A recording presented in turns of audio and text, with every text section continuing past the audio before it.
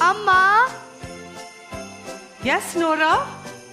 You seem to have a question already. You're having a lot of questions lately.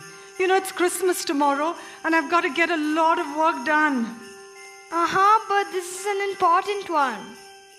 What about? It's about these new building blocks. Amma, why are these blocks different? Oh, what do you mean? Look at these two. They look the same, but they don't feel the same. This one is much lighter, and this one is so heavy. How can I use them? Oh, well, that's because these were uniquely made. They were made for different purposes and with different sources of wood. But why? Why can't they all be the same? Well, that's because your dad bought them. But he knows the purpose he has for each of them. Each of them have a specific goal in mind, a specific idea. Just like God the Father makes all of us different with different plans, just like you. This sounds complex. What if they don't fulfill their purpose? Would they be of no use? You're talking about wooden blocks? No, not exactly. I'm talking about people like me. What if I don't do that well? Will God still love me? What if I don't make good choices? What then, That's easy. That's an easy question. Tell me. Well, we'll just replace you and buy a new kid. Excuse me, Dad always says I'm irritatable. I think he meant irreplaceable. Anyway, if you ever think your mistakes outweigh your life, we won't be worried because hope is born for us all and we celebrate it tomorrow. Wait, hope is born tomorrow? No. Hope was born for us all several years ago. But how is that important now? Okay, wait, let me tell you a couple of stories. Why don't you just sit down and let me get this apron off. All right. A long time ago, and at a time further from today, there lived a young woman by name Rahab. Now, she lived in the most difficult circumstances. She was the only provider for her family, and she lived in the city wall with the biggest city walls for defense. Let's take a look at her life.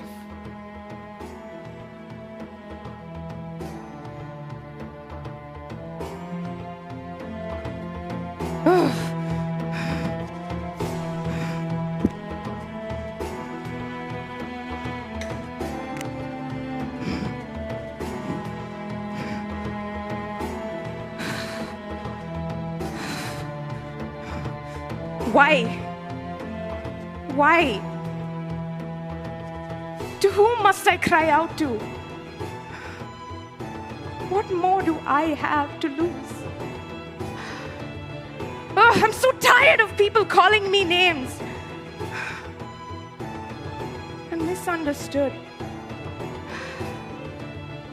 They stand in the street corners and gossip all day long.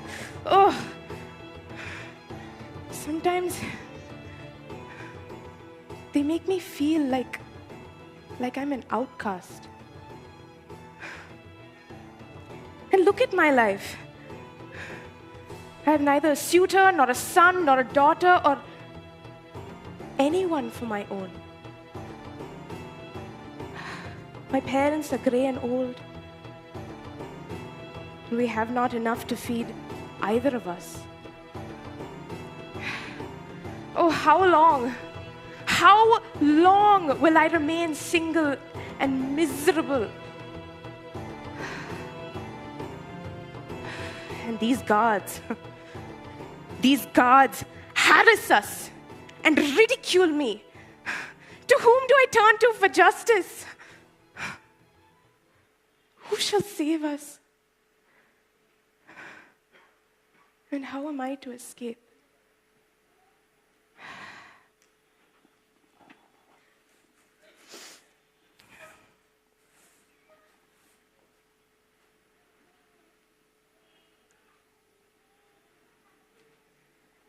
Those people, the Israelites, Yes. They seem to be marching towards our land. They're small in number, but apparently the fear of them has spread to every corner of Canaan. I heard that their God delivered them from the hands of their enemy by dividing the Red Sea. Have you ever seen the Red Sea? I only wish I had a deliverer like that. Someone who would come, take me away, and just turn my life around. Oh God, God of the heavens, God of Israel, will you also deliver me?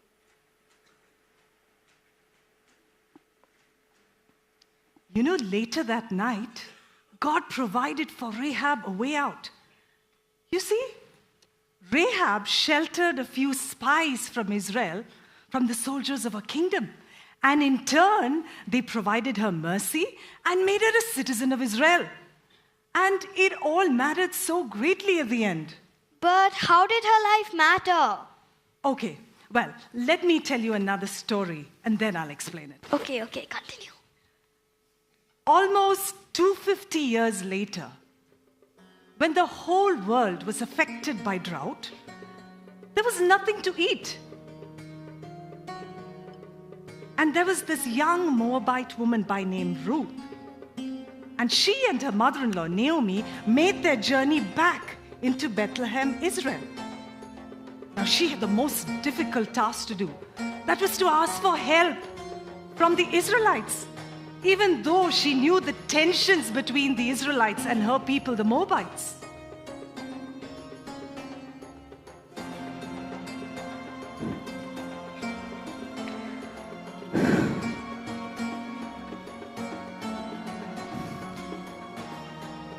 There was a time when I lived my dream. I had the perfect marriage and the perfect family. We all lived together as one big happy family. We shared a deep love that united us.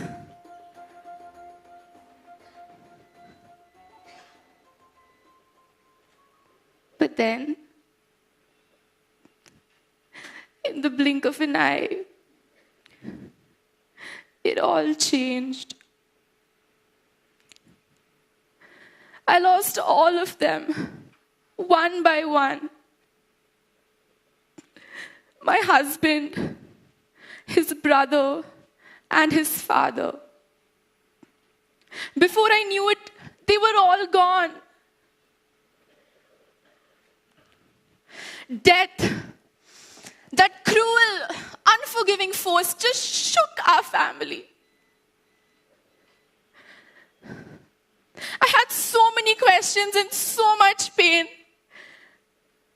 And my whole world just came crashing down.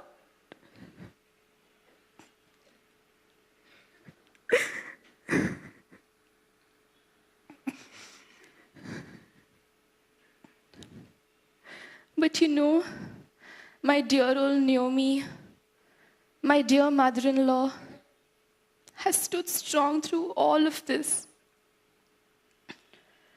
I know that she is hurting, but she seems to have this inner faith. She says that it's her faith that helps her be so strong and have hope for tomorrow.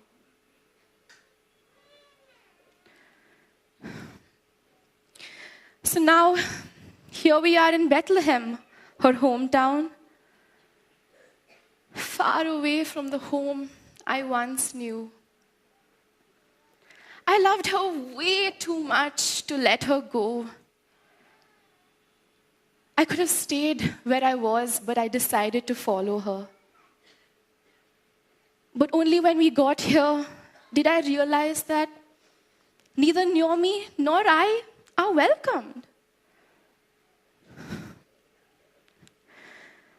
So this morning I set out, hoping to at least gather a basket of grain. But these workers, they won't let me gather even a handful of grain. Who do I turn to for help? Do I even belong anywhere?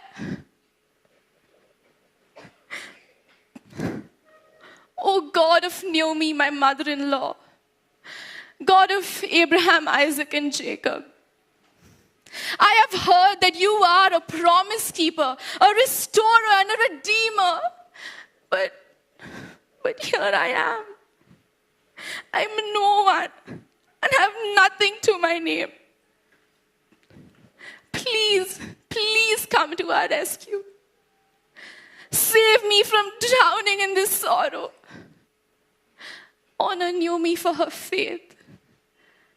We are here because we have put our trust in you.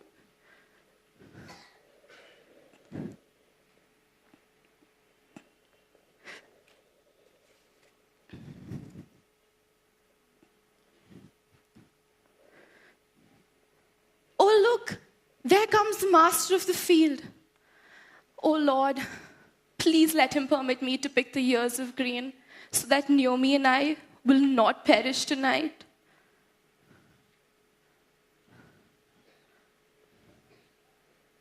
That evening, as Ruth picked the ears of corn, the master of the land, Boaz, permitted her to pick extra to last for almost 3 days. And a short while later, Boaz married Ruth.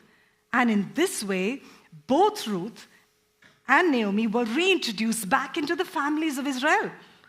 Wow, that's amazing. Yes, Nora, it really is amazing. It mattered so greatly. You know, Rahab became the great-grandmother of Boaz.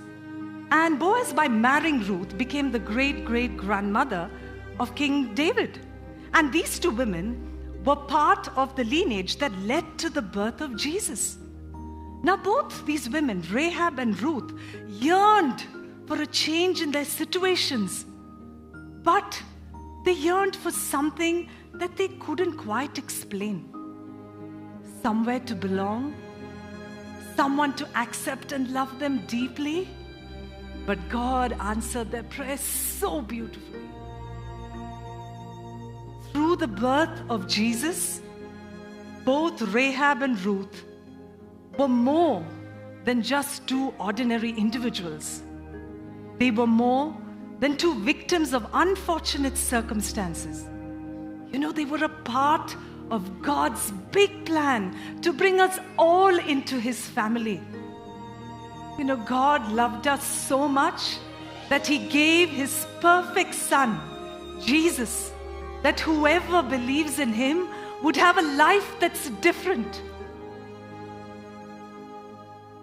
Not measured by perfection or not measured by performance, but measured by love, unfailing, unconditional love. That's the story of Christmas. Nora, let me show you something.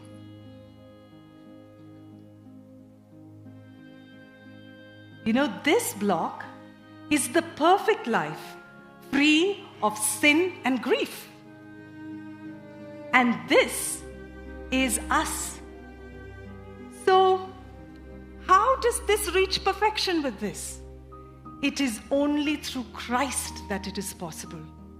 You know, Christ lived a perfect life according to God's law, and knowing that you and I struggle to live a sin-free world, He, out of His great love for us, took our place on the cross, paid for our sins, and He lifts us just like this cross, so that we can reach perfection out of His life. That's why He came, to help you live and discover God's great plan for you. Wow, that's amazing. And remember, you are God's beloved. And no matter what you do, Nothing can separate you out of God's love. Now, you better keep away these toys because Christmas is tomorrow. We wouldn't want to replace you, do we? As if I'm irreplaceable. Irritatable? Oh, don't worry, Amma. There's still hope for you, and it's born tomorrow on Christmas Day.